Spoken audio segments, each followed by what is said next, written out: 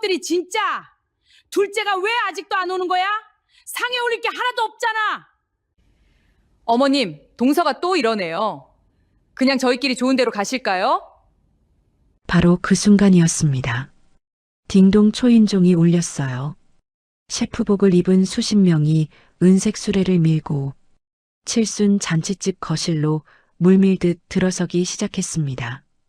어리둥절한 시댁 식구들이 상 앞으로 다가서는 순간 메인 셰프가 한 손을 들어 그들을 막아섰어요. 잠깐만요! 이 잔치의 주인공은 따로 있어요! 대체 누가 왜 이 자리를 이렇게 뒤집어 놓은 걸까요? 사연 시작 전 구독과 좋아요 부탁드리고요. 댓글로 계신 곳을 남겨주시면 만복의 기운을 팍팍 보내드릴게요. 지금 바로 시작합니다. 새벽 5시였습니다. 거리는 아직 어둠 속에 잠겨 있었어요. 간간히 지나가는 새벽 버스 소리만이 골목 끝에서 울려왔습니다. 그 골목 한가운데 낡은 유리문 너머로 형광등 불빛이 혼자 환하게 켜져 있었어요. 서아의 세탁소였습니다. 스팀프레스가 쉬이이익 소리를 내며 하얀 김을 뿜어냈습니다. 서아는 그 앞에 서서 와이셔츠 깃을 정확하게 눌렀어요. 어깨, 소매, 앞판, 뒷판. 손이 빠르게 움직였습니다. 생각이 끼어들 틈도 없이 다음 옷이 걸리고 또 다음 옷이 걸렸어요. 스팀이 얼굴 위로 올라왔습니다. 뜨거운 수증기가 눈가를 적셨어요. 서아는 눈을 가늘게 뜨고 프레스 손잡이를 다시 내렸습니다. 양볼이 불그스름하게 달아올랐어요. 스팀 프레스 앞에 서 있으면 늘 그랬습니다. 여름이든 겨울이든 상관없었어요. 이 기계 앞에서는 언제나 더웠습니다. 손등에 붉은 기운이 돌았어요. 화학세제와 뜨거운 스팀을 매일 맞는 손이었습니다. 손마디가 갈라져 있었고 손가락 끝 피부가 얇아져 있었어요. 손목을 꺾을 때마다 시큰거렸습니다. 그래도 멈출 수 없었어요. 오늘 받아놓은 세탁물이 아직 12벌이나 남아 있었으니까요. 서아는 눈을 올려 벽시계를 확인했습니다. 오전 6시 20분이었어요. 늦어도 11시까지는 세탁소 문을 닫아야 했습니다. 시아버지 칠순 잔치가 오후 2시였거든요. 시댁 부엌에 도착해서 음식 준비를 시작하려면 최소 2시간은 있어야 했어요. 전을 부치고 나물을 무치고 국을 끓여야 했습니다. 혼자서요. 늘 그래 왔듯이요. 할 수 있어. 5벌만 더 하면 돼. 서아는 속으로 되뇌며 다시 손을 움직였습니다. 그때 작업대 위에 올려놓은 휴대폰이 진동했어요. 서아는 스팀프레스에서 손을 떼지 않고 고개만 돌렸습니다. 남편 민준이었어요. 여보, 밥은 먹었어? 힘들면 조금만 해도 돼. 짧은 문자였습니다. 서아는 화면을 한참 내려다봤어요. 손가락이 답장 버튼 위에서 잠깐 멈췄습니다. 현장이라는 단어가 눈에 걸렸어요. 민준이 어제부터 나가 있는 공사 현장이었습니다. 새벽같이 나가서 하루 종일 철근을 나르고 콘크리트를 올리는 일이었죠. 서아는 천천히 자판을 눌렀습니다. 응, 걱정 마. 나 다 알아서 할게. 밥 꼭 챙겨 먹어. 전송 버튼을 누르고 휴대폰을 다시 작업대 위에 엎어 놓았어요. 다음 옷을 집어들었습니다. 이번엔 원피스였어요. 하늘하늘한 분홍색 천이 손 안에서 흘러내렸습니다. 누군가 오늘 이 원피스를 입고 어딘가를 갈 거였어요. 예쁘게 차려입고 웃으며 나갈 거였습니다. 서아는 그 생각을 더 이어가지 않았어요. 원피스를 프레스 위에 올리고 주름 하나 없이 반듯하게 펴기 시작했습니다. 이 손길만큼은 흐트러지는 법이 없었어요. 1시간이 더 흘렀습니다. 대기 중인 세탁물이 절반으로 줄었어요. 완성된 옷들을 비닐에 씌워 봉에 가지런히 걸었습니다. 손목이 욱신거렸어요. 잠깐 손을 내려다봤습니다. 붉어진 손등, 갈라진 손마디, 팥이라도 붙이고 싶었어요. 하지만 그럴 시간이 없었습니다. 마지막 세탁물을 끝낸 건 오전 10시가 조금 넘어서였어요. 서하는 세탁소 유리문에 오늘은 일찍 문 닫습니다. 안내문을 붙이고 앞치마를 벗었습니다. 거울 앞에 잠깐 섰어요. 스팀 때문에 달아오른 얼굴, 세제 냄새가 밴 옷. 서하는 가방을 들었습니다. 시댁으로 가야 했어요. 버스에 올라탔을 때 창문 너머로 아침 햇살이 쏟아지고 있었습니다. 좌석에 앉아 손을 무릎 위에 올렸어요. 오늘 이 손으로 또 몇 시간을 서야 하는지 알고 있었습니다. 시댁 골목 어귀에 들어선 건 낮 12시가 채 안 된 시각이었습니다. 서하는 버스에서 내려 익숙한 골목을 걸었어요. 한 손에는 장을 봐온 묵직한 장바구니가 들려 있었습니다. 참기름, 들깨가루, 멸치 한 봉지. 시어머니가 전화로 일러준 목록이었어요. 다 사고 나니 장바구니, 손잡이가 손바닥을 파고들었습니다. 대문 앞에 섰어요. 초인종을 누르려는데 안에서 웃음소리가 먼저 들렸습니다. 밝고 높은 목소리였어요. 서하는 손을 잠깐 멈췄다가 초인종을 눌렀습니다. 발소리가 들리지 않았어요. 잠시 기다렸습니다. 서하가 직접 문고리를 당겼어요. 잠겨 있지 않았습니다. 거실 안으로 들어서는 순간 향수 냄새가 먼저 왔습니다. 달콤하고 진한 냄새였어요. 큰 며느리 지수가 쇼핑백을 들고 먼저 들어와 소파에 자리를 잡고 있었습니다. 베이지색 캐시미어 코트 위로 금색 장식이 달린 명품 가방이 걸쳐져 있었어요. 그 옆으로 큰아들 재호가 따라 들어섰습니다. 넥타이를 반듯하게 맨 모습이었어요. 두 사람이 나란히 소파에 자리를 잡았습니다. 시어머니 복수는 그 옆에 바짝 붙어 앉아 있었어요. 눈이 반달처럼 휘어 있었습니다. 어머, 이걸 또 이렇게 챙겨왔어? 우리 며느리가 세심하기도 하지. 복순이 쇼핑백 안을 들여다보며 손뼉을 쳤습니다. 지수가 앞니를 보이며 웃었어요. 어머님 칠순이신데 당연하죠. 어머님이 좋아하시는 홍삼 세트랑 캐시미어 머플러 가져왔어요. 복순의 손이 홍삼 세트 상자를 번쩍 들어 올렸습니다. 옆에 앉은 시아버지 용득에게 내밀었어요. 영감 봐봐요. 우리 며느리가 이걸 가져왔잖아. 그리고 목소리를 한 톤 더 올렸습니다. 우리 재호가 이런 며느리를 데려왔으니 내가 얼마나 복이 많아. 지수 친정아버지가 건설업으로 크게 성공하신 분이거든. 오늘 칠순 잔치에도 오신다니까. 그 집안 사람이 우리 며느리가 됐으니. 재호는 소파에 앉아 조용히 웃었습니다. 맞장구를 치는 것도 아니고 말리는 것도 아닌 어중간한 웃음이었어요. 서하는 현관 앞에 서 있었습니다. 장바구니를 들고요. 아무도 돌아보지 않았어요. 서하는 신발을 벗고 조용히 부엌으로 들어갔어요. 싱크대 위에는 재료들이 쌓여 있었습니다. 무 2개, 달걀 1판, 호박 3개. 서하가 어제 전화로 사다 놓으라고 부탁했던 것들이었어요. 장바구니를 싱크대 옆에 내려놓고 앞치마를 꺼냈습니다. 허리끈을 뒤로 묶으면서 거실 쪽을 한번 봤어요. 복순이 지수의 손을 두 손으로 감싸 쥐고 있었습니다. 이 손 다치면 어떡해. 부엌 얼씬도 하지 마. 그냥 앉아 있어. 지수가 살며시 웃으며 고개를 끄덕였어요. 그 웃음이 거실 조명 아래에서 환하게 빛났습니다. 재호는 텔레비전 쪽으로 시선을 돌렸어요. 아무것도 보지 않는 눈이었습니다. 서하는 고개를 돌려 냉장고를 열었어요. 육수용 멸치를 꺼냈습니다. 냄비를 올리고 물을 부었어요. 불을 켰습니다. 거실에서는 이야기가 이어졌습니다. 참, 며느리 친정 오빠가 요새 어떻대? 사업이 잘 된다더니. 네, 이번에 회사 지점을 하나 더 냈어요.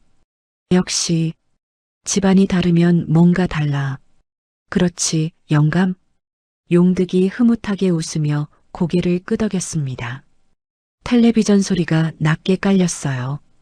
웃음소리가 다시 한번 거실 위로 퍼졌습니다. 부엌에서 서하는 물을 꺼내 도마 위에 올렸습니다. 칼을 들었어요. 물을 납작하게 써는 소리가 톡톡 났습니다. 멸치 육수가 끓기 시작했어요. 흰 거품이 올라왔습니다. 서하는 국자로 거품을 걷어냈어요. 한참 뒤였습니다. 복순이 부엌으로 들어왔어요. 거실에서 이야기하던 밝은 목소리가 사라져 있었습니다. 서하를 향해 턱짓을 했어요. 저는 몇 가지나 할 거야? 명태전은 꼭 넣어야 해. 사돈이 명태전 좋아하시거든. 네, 어머니. 명태전이랑 동그랑땡이랑 호박전 하려고요. 동그랑땡은 고기 넉넉하게 넣어야 돼. 지난번처럼 밍밍하면 안 된다고. 알겠습니다. 복수는 더 말없이 돌아서서 거실로 나갔습니다. 서하는 하던 일을 계속했어요. 도마 위에 놓인 무가 반으로 줄었습니다. 손목이 또 욱신거렸어요. 새벽부터 스팀프레스를 잡았던 손이었습니다. 서하는 잠깐 칼 잡은 손을 내려다봤어요. 그리고 다시 움직였습니다. 거실에서 지수의 목소리가 들렸습니다. 어머님, 저 이따가 사진 많이 찍어드릴게요. 칠순 사진은 많이 남겨야 하잖아요. 아이고, 우리 며느리. 그래 줘야지. 서하는 육수에 물을 넣었습니다. 뚜껑을 닫고 불을 줄였어요. 다음 재료를 꺼냈습니다.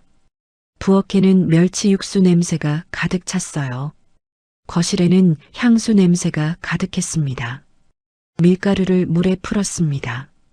서하는 볼 안에서 반죽을 고르게 저었어요. 멸치 육수가 한쪽 냄비에서 은근하게 끓고 있었습니다. 반죽 옆에는 명태살을 손질해 둔 접시가 놓여 있었어요. 동그랑땡용 다진 고기도 양념에 재워뒀습니다. 호박은 반달 모양으로 얇게 썰어 소금에 절이는 중이었어요. 부엌이 서하의 손 안에서 조금씩 채워지고 있었습니다. 프라이팬을 올리고 기름을 둘렀어요. 기름이 달궈지는 냄새가 올라왔습니다. 서하는 명태살에 반죽을 입혀 팬 위에 올렸어요. 지직하는 소리와 함께 기름이 튀었습니다. 팔뚝에 작게 닿았지만 서하는 표정 하나 바꾸지 않았어요. 익숙한 일이었으니까요. 그때 부엌 문이 열렸습니다. 지수였어요. 캐시미어 코트는 벗어놓았지만 실크 블라우스에 슬랙스 차림이 여전히 반듯했습니다. 부엌 문턱에 어깨를 기대고 서서 안을 들여다봤어요. 동서, 나도 뭐 도와드릴까요? 서하가 고개를 들었습니다. 괜찮아요. 거실에 계세요. 그래도요. 그냥 있기가 미안해서. 목소리는 부드러웠어요. 하지만 지수의 손은 문턱 위에 가지런히 얹혀 있었습니다. 들어올 생각이 없는 손이었어요. 형님, 진짜 괜찮아요. 자리 좁아서요. 지수가 가볍게 웃었습니다. 그리고 덧붙였어요. 솔직히 저는 피부가 너무 예민해서요. 기름 냄새만 맡아도 두드러기가 나거든요. 동서가 이런 거 잘하잖아요. 나보다 훨씬. 웃는 얼굴이었습니다. 목소리도 다정했어요. 하지만 그 말 속에 무엇이 담겨 있는지 서하는 알고 있었어요. 기름 냄새 나는 부엌은 동서 자리라는 뜻이었습니다. 서하는 대답 대신 고개만 살짝 끄덕였어요. 지수가 돌아서는 순간 향수 냄새가 한 번 더 퍼졌습니다. 부엌 문이 닫혔어요. 서하는 팬 위에 전을 뒤집었습니다. 노릇하게 구워진 명태전이 모습을 드러냈어요. 거실에서 복순의 목소리가 들렸습니다. 지수야, 나왔어? 손 괜찮아? 기름 튀지 않았어? 네, 어머니. 동서가 다 하고 있어서 저는 그냥 나왔어요. 잘했어. 그 손 다치면 안 되지. 어서 앉아. 서하의 손이 잠깐 멈췄습니다. 뒤집개를 쥔 손이었어요. 그리고 다시 움직였습니다. 같은 시각이었어요. 대형 건설 현장 한쪽 그늘에 민준이 서 있었습니다. 안전모를 눌러 쓴 채 작업복 소매로 이마에 땀을 훔쳤어요. 아침부터 철근을 날랐습니다. 무게가 만만치 않았어요. 손바닥에 장갑 자국이 붉게 남아 있었습니다. 점심 사이렌이 울렸어요. 동료들이 그늘 아래 쭈그려 앉으며 도시락을 꺼냈습니다. 민주는 자리를 피해 현장 구석으로 걸어갔어요. 주머니에서 휴대폰을 꺼냈습니다.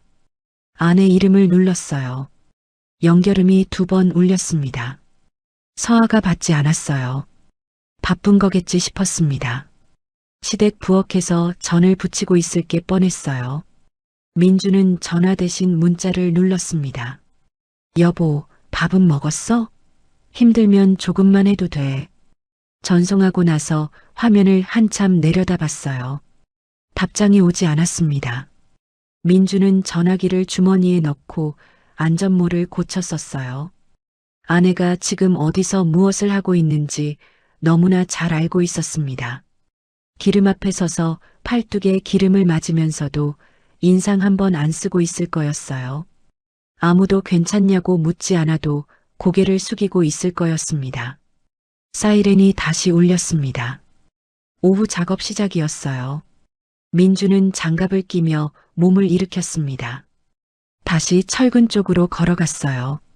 부엌에서 서하는 동그랑땡 반죽을 손바닥에 올려 납작하게 폈습니다. 팬 위에 하나씩 올렸어요. 지직 소리가 이어졌습니다. 기름이 또 튀었어요. 이번에는 손등이었습니다. 서하는 잠깐 손을 움켜쥐었다가 폈어요. 그리고 다음 반죽을 집어들었습니다. 거실에서는 웃음소리가 끊이지 않았습니다. 프라이팬 위에 전이 하나씩 쌓여갔어요. 부엌은 점점 뜨거워졌습니다. 상이 차려지기 시작했습니다. 명태전, 동그랑땡, 호박전이 큰 접시에 가지런히 담겼어요. 잡채가 그 옆에 놓였고 삼색나물이 작은 그릇 3개에 나뉘어 올라갔습니다. 서아가 새벽 세탁소를 닫고 달려와 2시간 반 동안 만들어낸 것들이었어요. 복순이 거실에서 상 위를 훑어봤습니다. 이것저것 손가락으로 짚어가며 말했어요. 잡채 면이 좀 퍼진 것 같은데 다음엔 좀 더 신경 써. 네, 어머니. 전도 두께가 제각각이야. 한 번에 다 붙이려고 서두른 거 아니야? 죄송해요. 다음엔 더 고르게 할게요. 복수는 대답을 듣는 둥마는 둥 다시 거실 소파로 돌아갔습니다. 지수가 휴대폰을 들어 상 위를 찍고 있었어요. 각도를 이리저리 맞추더니 복순에게 화면을 내밀었습니다. 어머니, 여기 앉아보세요. 칠순 사진 찍어드릴게요. 복순의 얼굴이 환해졌습니다. 머리를 매만지며 소파에 반듯하게 앉았어요. 지수가 몇 번 셔터를 눌렀습니다. 서아는 부엌에서 빈 그릇들을 싱크대에 모아 담았어요. 수도꼭지를 틀었습니다. 찬물이 쏟아졌어요. 손이 시렸습니다. 세탁소에서 스팀을 맞고 달아올랐던 손이 이제 찬물에 씻고 있었어요. 서아는 설거지를 시작했습니다.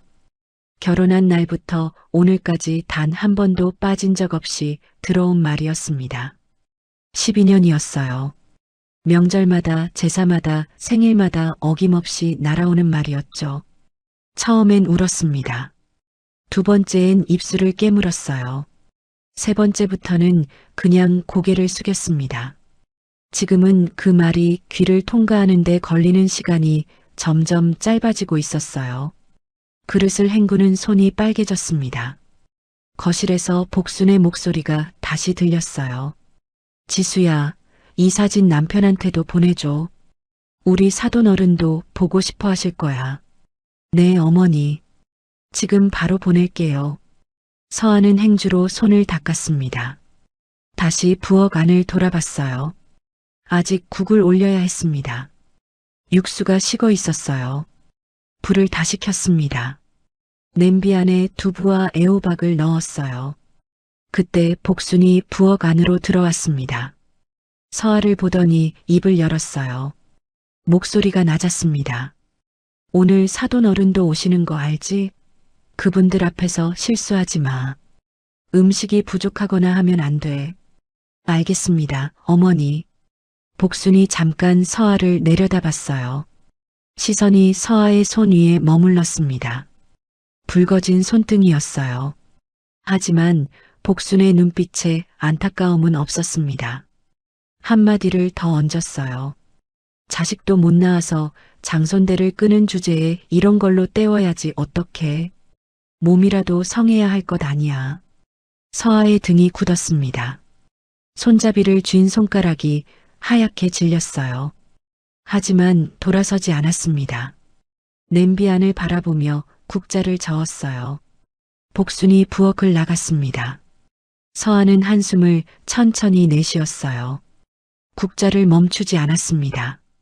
냄비 안에서 두부가 떠올랐다 가라앉았어요. 오후 1시가 됐습니다. 잔치 1시간 전이었어요. 거실 창문 너머로 골목에 차 한 대가 들어서는 소리가 들렸습니다. 복순이 소파에서 벌떡 일어났어요. 사돈어른 오셨나 봐. 지수야, 나가봐. 지수가 옷매무새를 고치며 일어섰습니다. 복순도 뒤따라 나갔어요. 거실이 순식간에 비었습니다. 서아는 부엌에 혼자 남았어요. 국이 끓고 있었습니다. 뚜껑을 덮고 불을 줄였어요. 행주로 손을 한번 닦았습니다. 앞치마 끈을 고쳐 매면서 창문 너머를 봤어요. 지수가 환하게 웃으며 차 쪽으로 걸어가고 있었습니다. 복순이 그 뒤를 따랐어요. 두 사람의 목소리가 골목에 퍼졌습니다. 서아는 창문에서 눈을 뗐어요. 다시 부엌 안을 돌아봤습니다. 아직 상에 올릴 것들이 남아 있었어요. 잔치가 끝난 건 저녁 7시가 넘어서였습니다. 서아는 시댁 부엌에서 마지막 그릇을 씻어 선반에 올려놓았어요. 거실에서는 사돈 식구들과 복순이 이야기를 나누는 소리가 아직 들렸습니다. 지수는 소파에 앉아 과일을 집어먹고 있었어요. 아무도 부엌을 들여다보지 않았습니다. 서아는 앞치마를 벗어 개어 놓았어요. 가방을 들었습니다. 거실을 향해 짧게 고개를 숙였어요. 어머니, 저 먼저 일어나겠습니다. 복순이 고개를 돌렸습니다. 사돈 식구들과 이야기하던 중이었어요. 손을 흔들었습니다. 그래. 가봐. 그게 전부였습니다. 서아는 현관문을 나섰어요. 버스 안은 조용했습니다. 저녁 시간이 지난 탓에 자리가 넉넉했어요. 서아는 창가에 앉아 이마를 유리에 기댔습니다. 차가운 감촉이 느껴졌어요. 눈을 감았습니다. 하루가 길었어요. 새벽 5시부터 지금까지 세탁소에서 시댁 부엌으로, 부엌에서 다시 버스로. 그런데 아직 끝나지 않았습니다. 세탁소 마감이 남아 있었어요. 세탁소 문을 열었을 때 안은 어두웠습니다. 불을 켰어요. 오전에 미처 정리하지 못한 세탁물 몇 벌이 작업대 위에 남아 있었습니다. 내일 오전까지 찾으러 온다고 한 것들이었어요. 서아는 가방을 내려놓고 앞치마를 다시 둘렀습니다. 스팀프레스 전원을 켰어요. 예열이 되는 동안 세탁물을 하나씩 폈습니다. 남방 1벌, 바지 2벌, 어린아이 교복 저고리. 서아는 남방부터 작업대 위에 올렸어요. 프레스 손잡이를 잡았습니다. 손목이 욱신거렸어요. 낮부터 이어진 피로가 손끝에 몰려 있었습니다. 칼질을 하고 전을 붙이고 설거지를 하고 버스를 타고 또 이 자리에 선 손이었어요. 서아는 손목을 한번 돌렸습니다. 그리고 프레스를 내렸어요. 남방이 깔끔하게 펴졌습니다. 다음 옷을 폈어요. 바지였습니다. 허리 부분을 맞추고 프레스를 올렸어요. 그 순간이었습니다. 프레스 옆쪽 호스 연결 부위에서 갑자기 고압 스팀이 터져 나왔어요. 낡은 호스 이음매가 벌어진 거였습니다. 하얀 수증기가 한꺼번에 뿜어져 나왔어요. 서아가 반사적으로 손을 뻗었습니다. 찰나였어요. 오른쪽 팔뚝이 스팀을 정면으로 맞았습니다. 비명이 터져 나왔어요. 서아는 팔을 움켜쥔 채 뒤로 물러섰습니다. 등이 작업대에 부딪혔어요. 세탁물이 바닥으로 쏟아졌습니다. 서아는 그 자리에 주저앉았어요. 팔뚝이 타들어가는 것 같았습니다. 숨을 제대로 쉴 수 없었어요. 눈앞이 하얗게 번쩍였다가 시커멓게 좁아들었습니다. 얼마나 그렇게 있었는지 몰랐어요. 문이 열리는 소리가 들렸습니다. 발소리가 빠르게 다가왔어요. 민준이었습니다. 현장 일을 마치고 아내를 데리러 온 것이었어요. 세탁소 불빛이 켜져 있는 것을 보고 들어선 거였습니다. 민준은 바닥에 주저앉아 있는 서아를 보는 순간 얼굴에서 핏기가 빠졌어요. 여보, 여보. 달려가 서아를 일으켜 세웠습니다. 아내의 팔뚝을 보는 순간 숨이 멎는 것 같았어요. 벌겋게 부풀어 오른 피부, 물집이 올라오기 시작하는 팔뚝이었습니다. 병원, 빨리 가야 돼. 일어나. 민준이 서아를 부축했습니다. 서아는 팔을 가슴에 꼭 끌어안은 채 힘겹게 몸을 일으켰어요. 민준이 차 시동을 걸 때 손이 떨려서 열쇠가 한 번 빠졌습니다. 이를 악물고 다시 꽂았어요. 응급실 불빛이 차갑고 환했습니다. 서아는 이동식 침대에 누워 화상 치료를 받고 있었어요. 소독약이 닿을 때마다 어깨가 움찔했습니다. 이를 꽉 깨물고 있었지만 눈가에서 눈물이 흘러내렸어요. 의사가 팔뚝을 살피며 고개를 저었습니다. 표정이 좋지 않았어요. 민주는 커튼 옆에 서서 아내의 얼굴을 내려다보고 있었습니다. 주먹을 꽉 쥐고 있었어요. 그때 침대 옆 선반 위에서 서아의 휴대폰이 울렸습니다. 화면이 환하게 켜졌어요. 민준이 고개를 돌려 발신자를 확인했습니다. 시어머니 복순이었어요. 민준이 전화기를 집어들었습니다. 화면에 시어머니 복순의 이름이 떠 있었어요. 민준은 잠깐 화면을 내려다봤습니다. 그리고 받았어요. 어머니, 저 민준이에요. 민준이? 서아는 어디 있어? 왜 내가 받아? 어머니, 지금 서아가 응급실에 있습니다.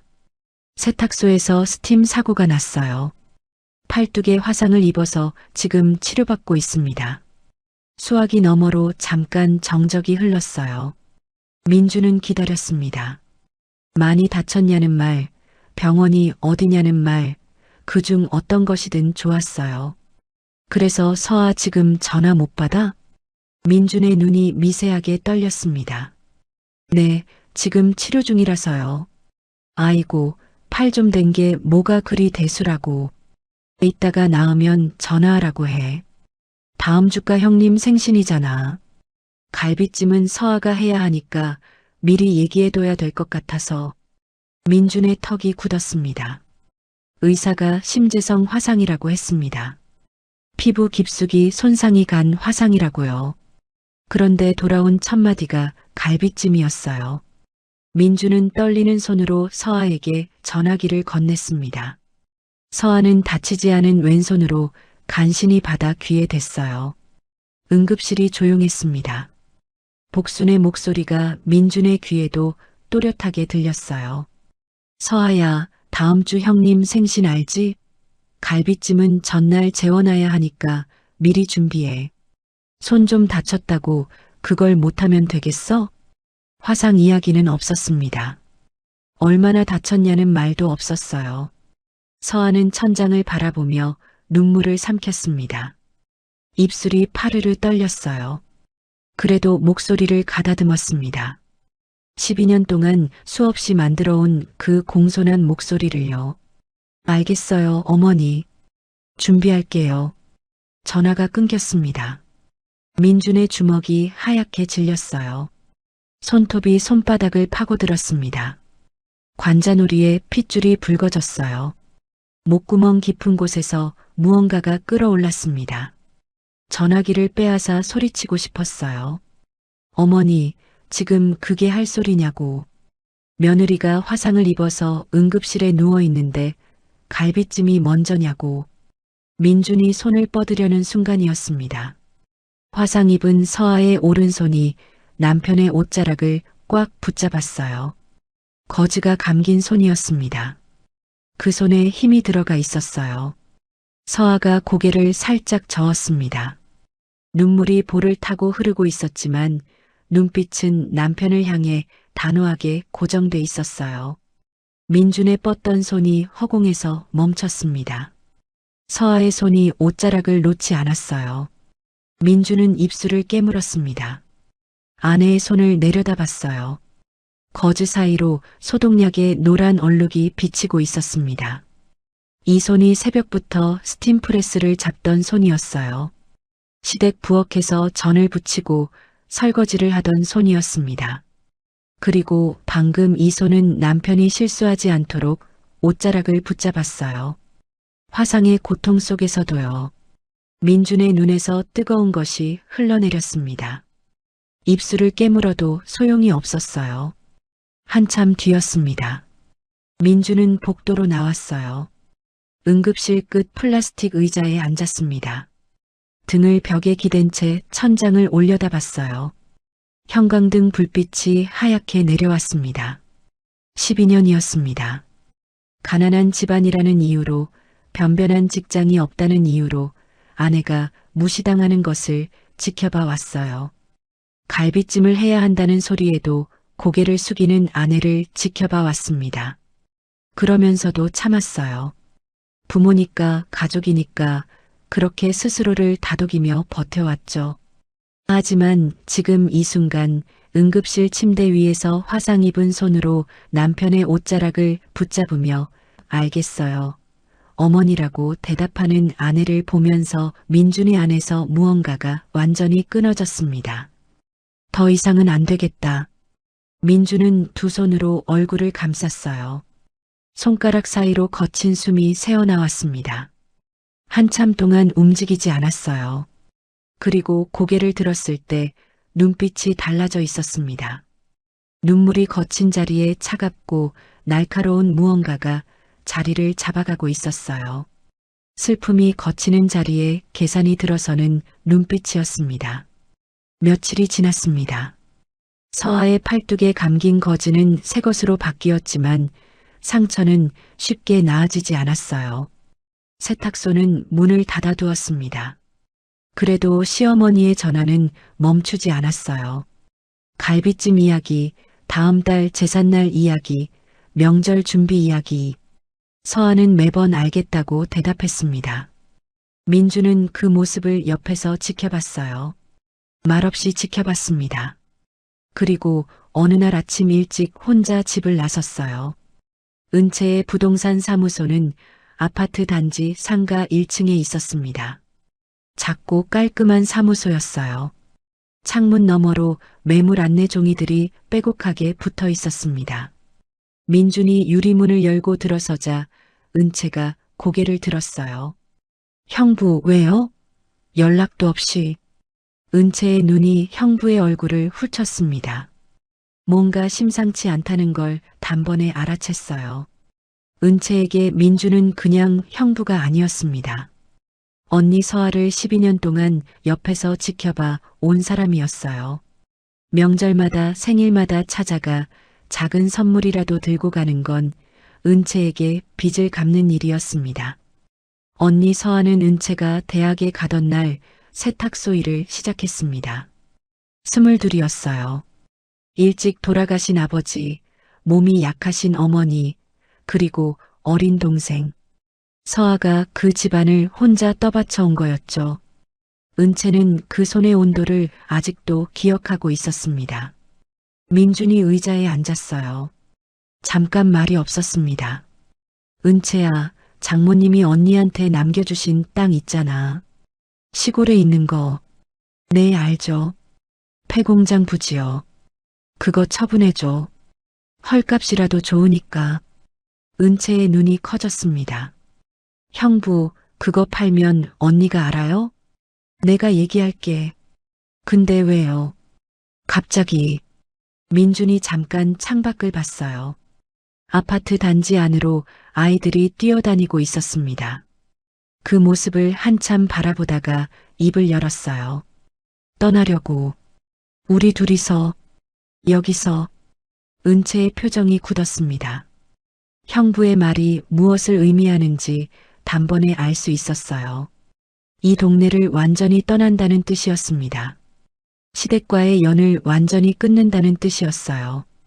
은채는 물어보지 않았습니다. 이유를 묻지 않아도 알고 있었거든요. 응급실에서 화상 치료를 받으면서도 갈비찜 이야기를 들어야 했던 언니였어요. 알겠어요, 형부. 제가 알아볼게요. 민준이 자리에서 일어섰습니다. 사무소를 나가려다 문 앞에서 멈췄어요. 은채야, 언니한테는 당분간 말하지 마. 은채가 고개를 끄덕였습니다. 며칠이 흘렀어요. 은채는 장모님이 남겨주신 부지 서류를 꺼내 들었습니다. 경상도 외곽산 비탈에 붙어 있는 땅이었어요. 오래된 소규모 공장이 하나 있었는데 이미 10년 넘게 폐업 상태였습니다. 주변에 길도 제대로 없었어요. 나무도 제대로 자라지 않았습니다. 누가 봐도 쓸모없는 땅이었죠. 그런데 서류를 들여다보던 은채의 손이 멈췄어요. 집원을 다시 확인했습니다. 눈을 가늘게 떴어요. 컴퓨터 화면을 열었습니다. 손가락이 빠르게 움직였어요. 검색 결과가 떴습니다. 은채는 화면 위의 글자들을 천천히 읽어 내려갔어요. 읽으면 읽을수록 숨이 짧아졌습니다. 입술이 달거렸어요. 은채는 자리에서 일어났다가 다시 앉았습니다. 화면을 다시 한번 처음부터 읽었어요. 글자가 눈앞에서 선명하게 박혔습니다. 떨리는 손으로 휴대폰을 집어들었어요. 민준의 번호를 눌렀습니다. 신호가 갔어요. 한 번, 두 번. 민준이 받았습니다. 형부. 목소리가 제대로 나오지 않았어요. 은채는 숨을 한 번 들이마셨습니다. 형부, 지금 당장 언니 인감이랑 등기권리증 잘 챙겨놔요. 수화기 너머에서 민준의 숨소리가 멎는 게 느껴졌어요. 민준은 건설 현장 한쪽 그늘에 서 있었습니다. 점심 사이렌이 울리기 직전이었어요. 동료들이 하나둘 작업을 멈추고 자리를 찾아 앉는 중이었습니다. 민준은 안전모를 벗어들고 현장 구석으로 걸음을 옮겼어요. 아까부터 주머니 속 휴대폰이 신경 쓰였습니다. 은채의 목소리가 머릿속에서 지워지지 않았어요. 당장 인감이랑 등기권리증 챙겨놔요. 무슨 뜻인지 몰랐습니다. 짐작도 가지 않았어요. 다만 은채의 목소리가 평소와 완전히 달랐다는 건 알고 있었습니다. 숨이 가빠져 있었고 말이 제대로 이어지지 않았어요. 현장 구석 철제 선반 옆에 서서 전화를 걸었습니다. 은채가 바로 받았어요. 형부, 저 지금 말할게요. 잘 들어요. 말해봐. 언니 어머니 남겨주신 그 폐공장 부지 있잖아요. 거기 주변으로 외국계 대형 물류기업이 한국 거점을 짓는다는 거 알아요? 국내 최대 규모예요. 민준의 손이 전화기를 더 꽉 쥐었습니다. 그 부지 전체가 수용구역에 포함됐어요. 형부. 핵심 구역이요. 그게 무슨 소리야? 형부, 감정평가 나왔어요. 보상 협의 일정도 잡혔고요. 제가 오늘 직접 확인하고 왔어요. 관공서 공문도 다 떨어졌습니다. 민주는 말을 잃었습니다. 머리가 따라가지 못했어요. 그래서 보상금이 얼마야? 수화기 너머에서 은채가 숨을 한번 크게 들이쉬었습니다. 그리고 또렷하게 말했어요. 280억이에요, 형부. 280억 원. 민준의 다리에서 힘이 빠졌습니다. 등 뒤에 철제 선반을 손으로 짚었어요. 손가락 끝에 감각이 사라져 있었습니다. 280억이라는 숫자가 귀를 통과해 머릿속에 박혔는데 그게 현실인지 아닌지 구분이 되지 않았어요. 형부, 듣고 있어. 그게 전부였습니다. 더 이상 말이 나오지 않았어요. 혀가 입천장에 붙어버린 것 같았습니다. 은채가 흥분을 가라앉히며 설명을 이어갔어요. 외국계 물류기업의 한국물류허브부지 조성사업이었습니다. 수십 년째 버려져 있던 그 폐공장 부지 전체가 핵심 수용구역에 포함됐다고 했어요. 감정평가까지 완료됐다고 했습니다. 민주는 한참 동안 아무 말도 하지 못했습니다. 현장 안에서 동료들이 도시락을 꺼내며 떠드는 소리가 들렸어요. 누군가 이름을 부르는 것 같았습니다. 전부 먼 나라 이야기처럼 아득했어요. 형부, 언니한테는 아직 말하지 마요. 당분간만. 알겠어. 전화가 끊겼습니다. 민주는 전화기를 주머니에 넣지 못하고 한동안 손에 쥔 채 서 있었어요. 검은 화면에 자기 얼굴이 비쳤습니다. 먼지가 묻은 안전모, 땀에 젖은 작업복, 충혈된 눈. 건설 현장에서 하루하루 철근을 나르는 45살 남자의 얼굴이었어요. 280억. 그 숫자가 입안에서 소리 없이 맴돌았습니다. 폐공장 땅이었어요. 길도 제대로 없고 나무도 자라지 않는 산비탈 땅이었습니다. 쓸모없다고 했어요. 거기서 뭘 하냐고 했죠. 시어머니 복순이 서아 앞에서 그 말을 했습니다. 죽은 어머니가 남긴 쓸모없는 땅이라고요. 그 땅이 280억이었습니다. 민주는 천천히 바닥에 주저앉았어요. 무릎 위에 팔을 올리고 고개를 숙였습니다. 어깨가 한번 크게 떨렸어요. 소리는 나지 않았습니다. 현장의 소음 속에서 아무도 그 남자를 보지 못했어요. 한참 뒤 민준이 고개를 들었습니다. 눈가가 젖어 있었어요. 하지만 그 젖은 눈 안에서 무언가가 달라지고 있었습니다. 물기 아래로 차갑고 날카로운 빛이 자리를 잡아가고 있었어요. 민주는 안전모를 다시 집어들었습니다. 천천히 몸을 일으켰어요. 오후 작업 사이렌이 울렸습니다. 민주는 장갑을 끼며 철근 쪽으로 걸어갔어요. 걸음이 아까와 달랐습니다. 등이 펴져 있었어요. 머릿속에서 무언가가 조용히 정렬되기 시작하고 있었습니다. 그로부터 며칠이 지났습니다. 서아의 팔뚝에는 아직 거즈가 감겨 있었어요. 상처는 천천히 아물고 있었습니다. 세탁소는 여전히 문을 닫아두었어요. 민준이 당분간 쉬라고 했거든요. 서아는 처음엔 손사래를 쳤습니다. 그러다 민준의 눈빛을 보고 더 말하지 않았어요. 눈빛이 달랐습니다. 언제나 미안함과 피로가 뒤섞여 있던 눈이었어요. 그런데 요 며칠 사이 그 눈에서 다른 것이 느껴졌습니다. 무겁고 차분한 무언가였어요. 서아는 그게 뭔지 알 수 없었습니다. 물어보려다가 멈췄어요. 남편이 스스로 말해줄 때를 기다리기로 했습니다. 어느 날 아침이었어요. 민준이 출근 준비를 하다가 멈췄습니다. 서아를 바라봤어요. 여보, 아버지 칠순 준비 내가 다 알아서 할 테니까 당신은 아무것도 하지 마.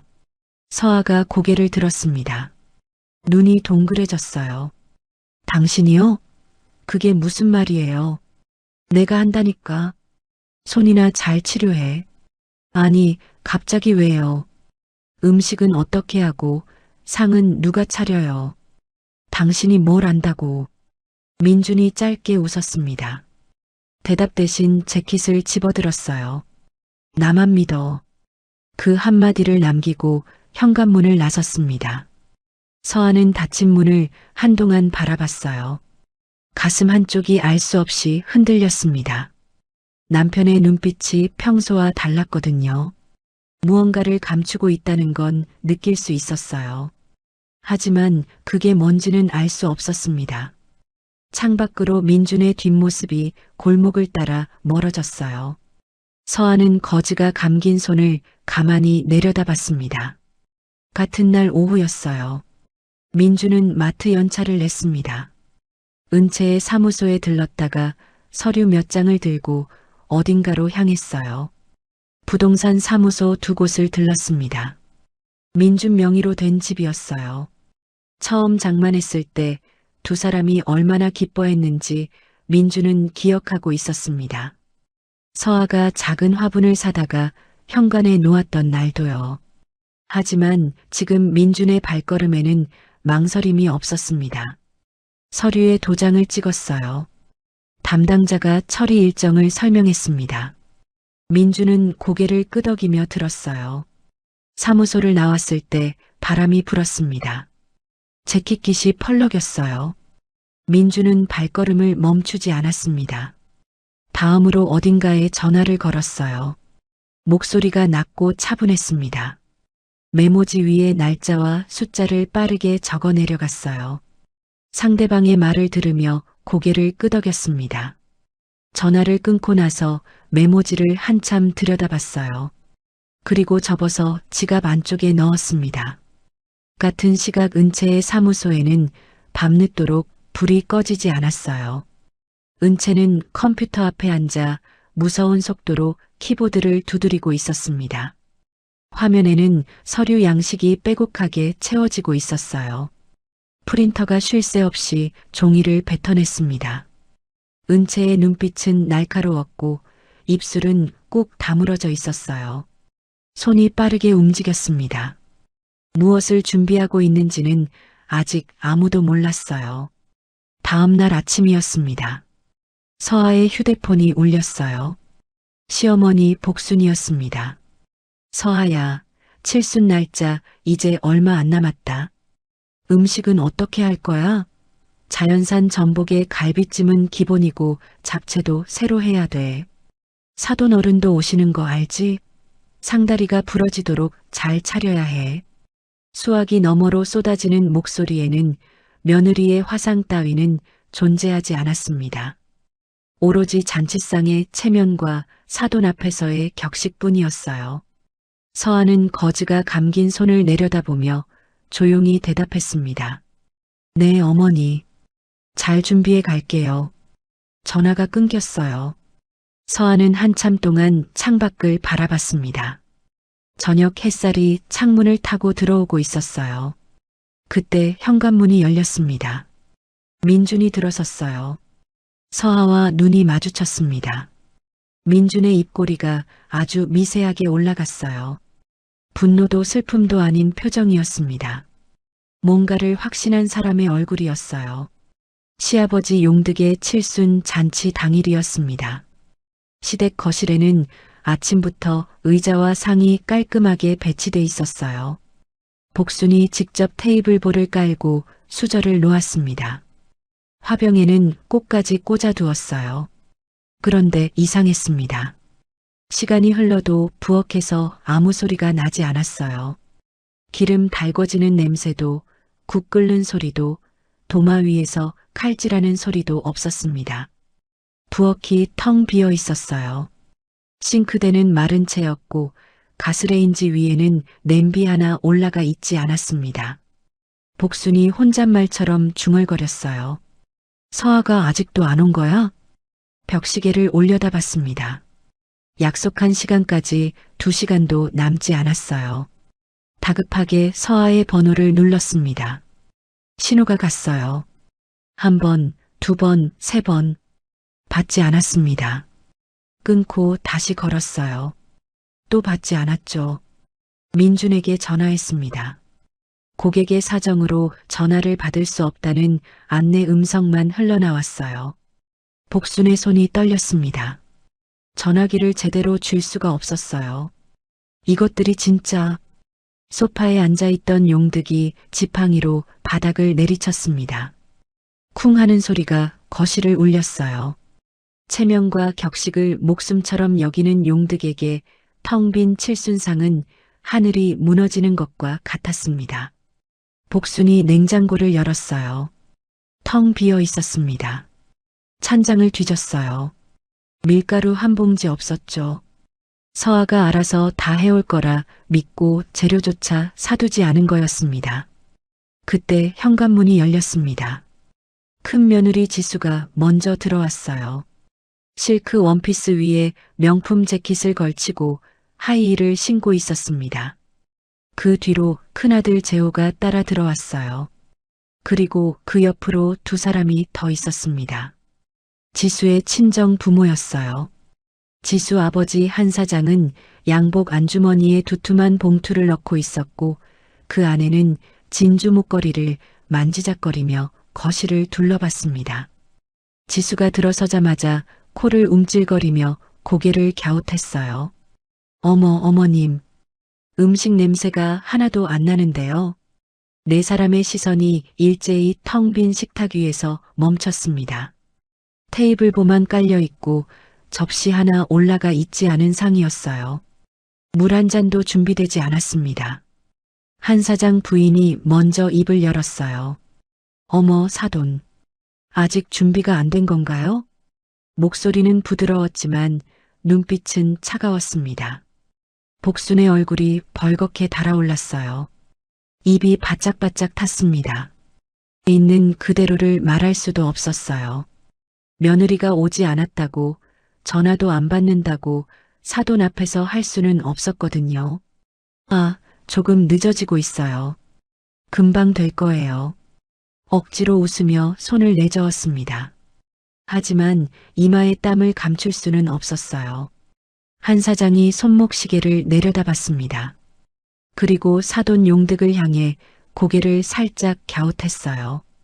아무 말도 하지 않았지만 그 시선 하나가 용득의 체면을 산산조각 냈습니다. 재호가 어머니 쪽을 흘기며 낮게 말했어요. 어머니, 서아 연락은 돼요? 안 돼. 둘 다 전화를 안 받아. 복순의 목소리가 갈라졌습니다. 지수가 다리를 꼬고 앉으며 남편의 팔을 잡아당겼어요. 속삭이듯 그러나 다 들리게 말했습니다. 여보, 이럴 줄 알았으면 내가 미리 좋은 한정식집 예약해 놓을걸. 동서가 이러실 줄 누가 알았겠어요. 그리고 시어머니 쪽을 힐끗 보며 목소리를 조금 더 올렸어요. 어머님, 차라리 저희가 아버님 모시고 좋은 데로 가면 어떨까요? 동서 내외는 그냥 빼고요. 복수는 아무 대답도 하지 못했습니다. 사돈 앞에서 쪼그라드는 수밖에 없었어요. 한 사장 부인이 남편의 팔을 잡으며 나직하게 말했어요. 사돈댁 며느리가 참 수준이 없네요. 시아버지 칠순상 하나 제대로 못 차리다니. 그 한마디가 거실 공기를 싹 갈랐습니다. 용득은 지팡이를 부들부들 쥐고 있었어요. 어찌할 도리가 없었습니다. 무겁고 싸늘한 침묵이 거실에 내려앉았어요. 벽시계의 초침 소리만 또각또각 울렸습니다. 복순이 다시 전화기를 꺼내 들려는 순간이었어요. 딩동. 초인종이 울렸습니다. 거실에 있던 사람들의 시선이 일제히 현관 쪽으로 쏠렸어요. 복순이 후다닥 달려가 문을 열었습니다. 서아인가 싶었죠. 하지만 문 너머에 있는 건 서아가 아니었어요. 하얀 유니폼을 차려입은 사람들이었습니다. 한 명이 아니었어요. 5명, 10명, 20명 가까운 사람들이 줄지어 서 있었습니다. 그 뒤로 거대한 은색 음식 수레가 보였어요. 한 대가 아니라 여러 대였습니다. 수레 위에는 은색돔 뚜껑이 씌워진 접시들이 층층이 쌓여 있었어요. 복순이 얼어붙었습니다. 입이 떡 벌어진 채 한 발짝도 움직이지 못했어요. 이게 뭐야? 출장 뷔페팀이 일사불란하게 움직이기 시작했습니다. 현관문을 지나 거실로 물밀듯이 들어왔어요. 수레가 바닥 위를 부드럽게 굴러갔습니다. 테이블 위에 하얀 린넨 천이 깔리고 은색 커트러리가 놓이고 크리스털 잔이 세워졌어요. 꽃 장식이 중앙에 놓이고 촛대가 양쪽에 자리를 잡았습니다. 거실이 순식간에 변했어요. 오래되고 낡은 시댁 거실이 아니었습니다.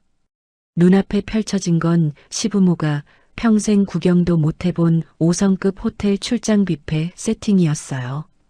용득의 지팡이가 손에서 미끄러져 바닥에 떨어졌습니다. 복수는 벽에 등을 붙인 채 입을 다물지 못했어요. 지수의 휴대폰이 무릎 위로 떨어졌습니다. 한 사장 부부는 한 걸음 뒤로 물러나며 서로를 바라봤어요. 아무도 이게 무슨 상황인지 이해하지 못하고 있었습니다.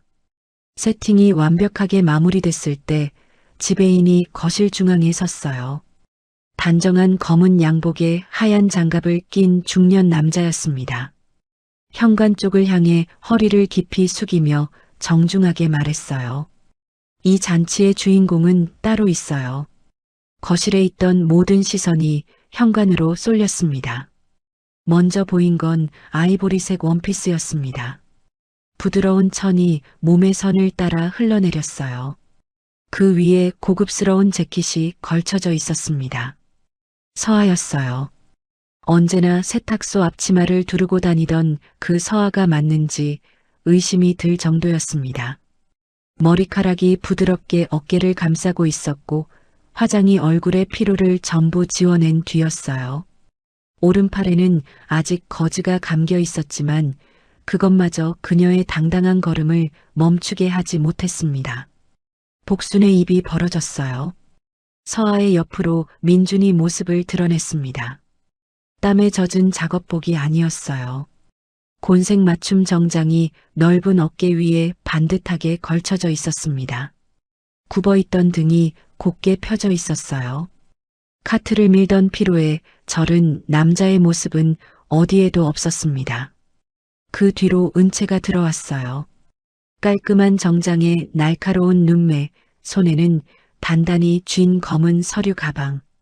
미소를 띠고 있었지만 그 웃음 속에 부드러움은 없었습니다. 칼날 같은 자신감이 입꼬리에 걸려 있었어요. 세 사람이 거실 안으로 들어섰습니다.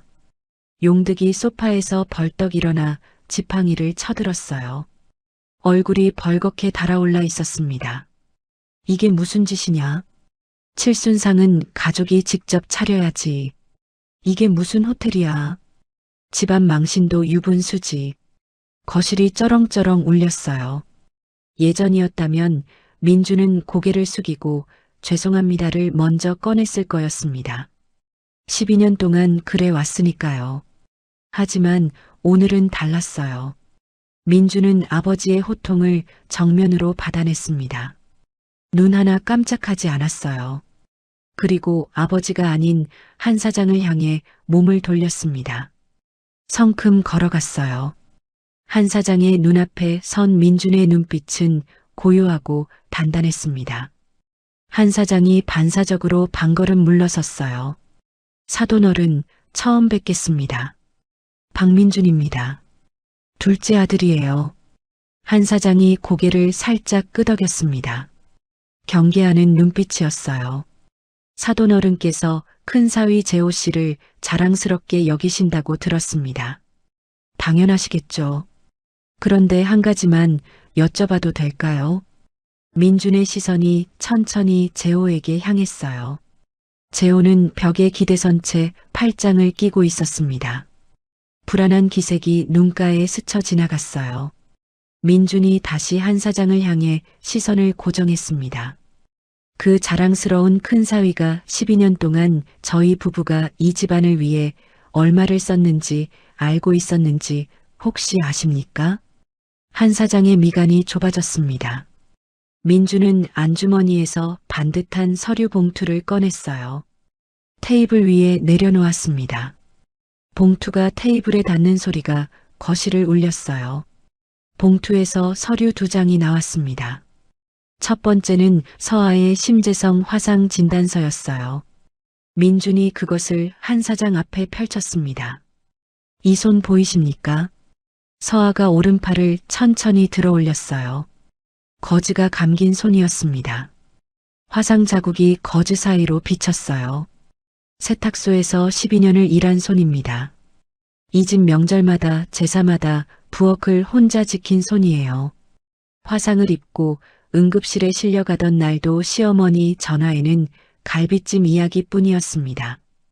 한 사장의 표정이 굳기 시작했어요. 두 번째 서류를 민준이 집어들었습니다. 테이블 위에 탁 소리가 나도록 내려놓았어요. 토지 수용 보상금 지급 통지서였습니다. 숫자가 또렷했어요. 관공서 직인이 붉게 찍혀 있었습니다. 280억. 복순이 눈을 가늘게 뜨고 서류 위 글자를 더듬었습니다. 숫자를 읽는 입술이 떨리기 시작했어요. 용득은 소파 끝을 붙잡은 채 몸이 앞으로 기울었습니다. 어머니, 쓸모없는 집구석이라고 하셨죠. 제 아내한테 12년 동안 그 소리를 달고 사셨습니다. 돌아가신 장모님한테도요. 복순의 입술이 달거렸지만 소리가 나오지 않았어요. 그 장모님이 제 아내한테 남겨주신 폐공장 부지가 외국계 물류기업 한국 거점으로 수용됐습니다. 보상금이 280억 원이에요. 280억이라는 숫자가 거실 안을 울렸어요. 복순의 다리가 풀렸습니다. 소파를 짚으려던 손이 미끄러졌어요. 그대로 바닥에 털썩 주저앉았습니다. 용득은 지팡이를 손에서 놓쳤어요. 그때 은채가 움직였습니다. 서류 가방에서 두툼한 서류 묶음을 꺼냈어요. 복순과 용득 앞 테이블 위에 천천히 내려놓았습니다. 어머님, 아버님, 이게 뭔지 아세요? 복순이 눈을 가늘게 뜨고 서류를 들여다봤습니다. 은채가 첫 장을 짚었어요.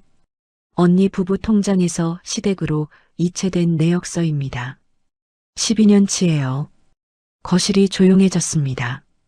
생활비, 명절 제수 비용, 제사 준비비, 집안 경조사비. 한 달도 빠짐없이 나간 돈이에요. 12년을 합산하면 얼마가 나오는지 아세요?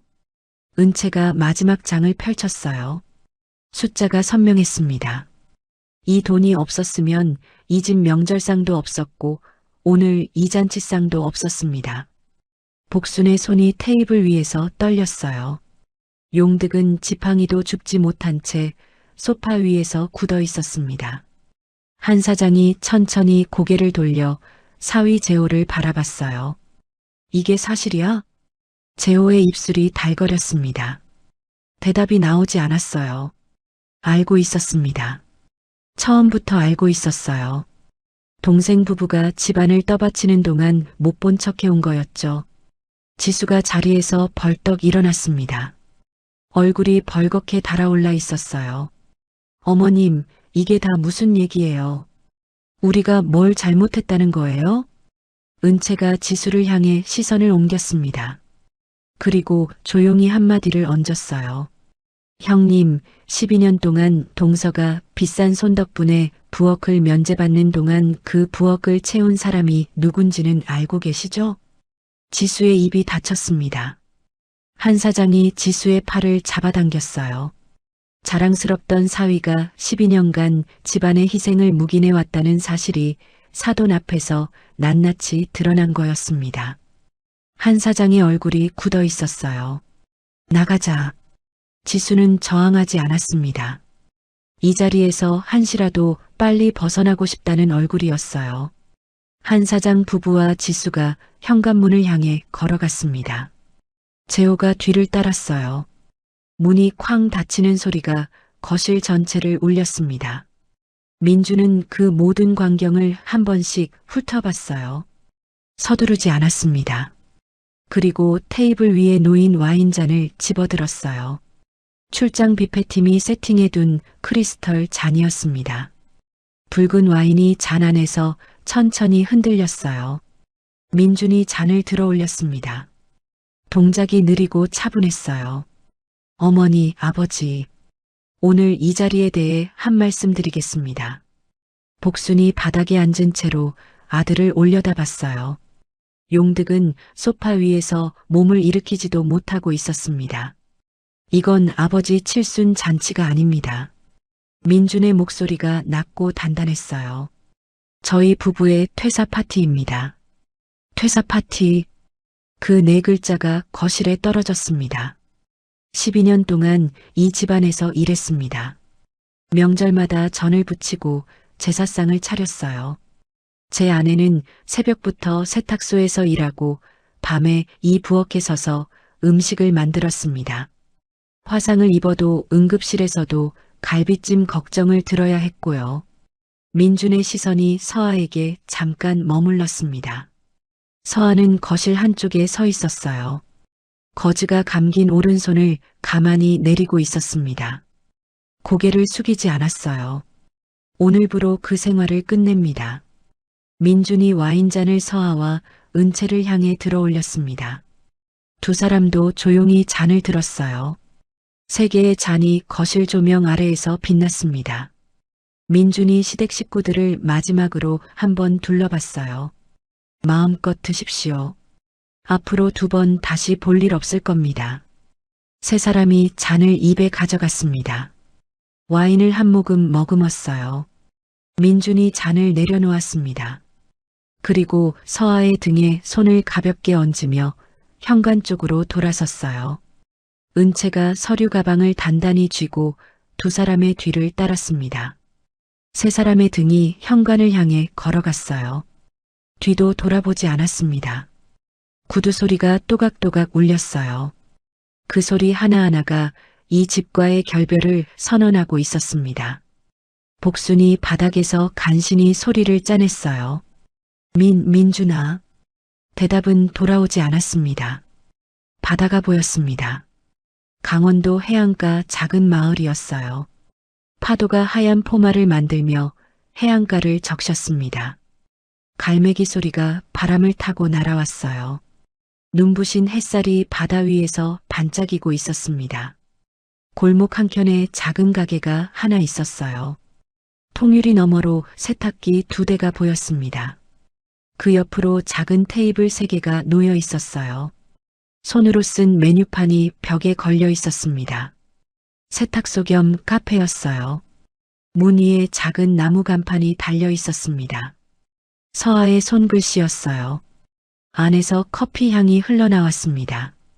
서아는 카운터 앞에 서 있었어요. 앞치마를 두르고 있었습니다. 시댁 부엌에서 두르던 헐렁한 앞치마가 아니었어요. 서아가 직접 고른 하늘색 린넨 앞치마였습니다. 에스프레소 머신 앞에서 손을 움직였어요. 커피 향이 가게 안을 가득 채웠습니다. 오른손의 흉터가 햇살 아래 드러났어요. 거즈는 더 이상 감겨있지 않았습니다. 화상 자국이 아직 남아 있었지만 피부가 부드러워지고 있었어요. 서아는 그 손으로 커피잔을 집어들었습니다. 손이 떨리지 않았어요. 문이 열렸습니다. 민준이 들어섰어요. 바다 쪽에서 산책을 하고 온 모양이었습니다. 린넨 셔츠 소매를 걷어올린 팔뚝에 햇살이 내려앉아 있었어요. 등이 곱게 펴져 있었습니다. 카트를 밀며 굽어있던 그 등이 아니었어요. 손님 한 분 받아도 됩니까? 서아가 고개를 들었습니다. 입꼬리가 올라갔어요. 앉으세요. 오늘 첫 손님이시네요. 민준이 창가 자리에 앉았습니다. 바다가 보이는 자리였어요. 파도가 밀려왔다 빠져나갔습니다. 민준은 한참 바다를 바라봤어요. 서아가 커피잔을 들고 다가왔습니다. 테이블 위에 내려놓았어요. 민준이 고개를 들었습니다. 두 사람의 눈이 마주쳤어요. 민준이 먼저 입을 열었습니다. 여보. 응. 미안해. 서아의 손이 멈췄어요. 12년 동안 못 지켜줘서 더 일찍 끝내줬어야 했는데.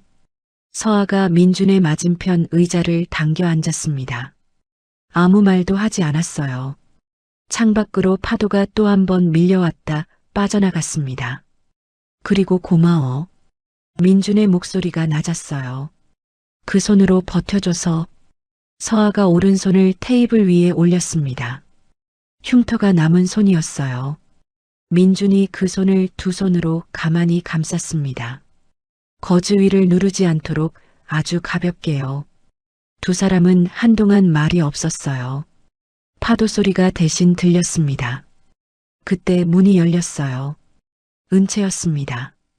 양손 가득 보따리를 들고 들어섰어요. 언니 나왔어.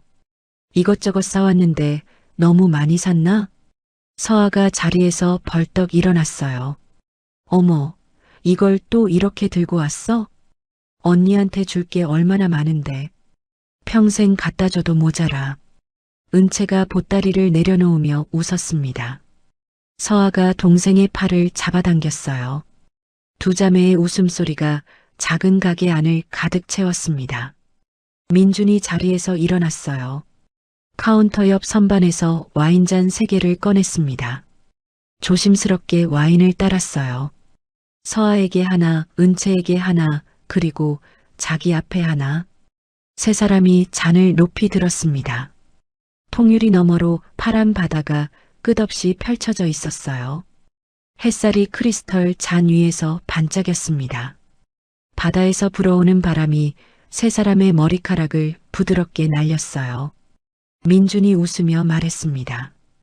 우리의 진짜 인생은 지금부터다. 3개의 잔이 맞부딪혔어요. 맑은 소리가 울렸습니다. 그 소리가 바람을 타고 강원도의 푸른 하늘 위로 퍼져나갔어요. 서아가 와인을 한 모금 머금고 바다를 바라봤습니다. 눈이 반짝였어요. 가게 안 세탁기가 조용히 돌아가고 있었습니다. 드르륵 돌아가는 소리였어요. 서아는 그 소리를 들으며 잠깐 눈을 감았습니다. 12년 동안 새벽마다 들어온 소리였어요. 그런데 지금 이 순간 그 소리는 전혀 다른 의미였습니다. 더 이상 고통이 아니었어요. 처벌이 아니었습니다. 사랑하는 사람들과 함께하는 하루의 소리였어요. 서아가 눈을 떴습니다. 그리고 미소를 지었어요. 12년의 무게가 어깨 위에서 내려와 있었습니다. 그 자리에 햇살이 대신 내려앉아 있었어요. 세 사람의 웃음소리가 가게 위로 번졌습니다. 파도가 반짝였어요. 하늘은 끝없이 높고 푸르었습니다. 세상에는 당연한 희생이란 없습니다.